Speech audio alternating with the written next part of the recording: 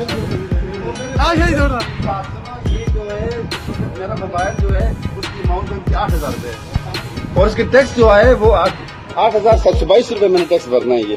उसकी हम मोबाइल लेने नहीं, मोबाइल ये कोई इंसानी थे यार।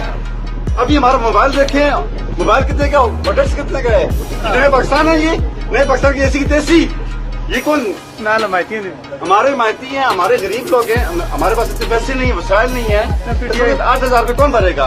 हम लोग एक आपस में आए हुए हैं, सब लोग अपने मोबाइल तोड़ रहे हैं और हमारे पास कोई राय इस वक्त नहीं आ रहा कि वो कह रहे हैं कि किसी ब्लॉक हो गई है। अब नाम हम किसी से बात कर सकते हैं। ना लमाइती है हम लोग पीटीआई की हिमायती नहीं है, हम पीटीआई की मुखालिफ हैं, रहेंगे। और जो हिमायती है उन्होंने जो हिमायती आए हुए ये गरीब मेरे भाई, इनके साथ यही हाल हो रहा है।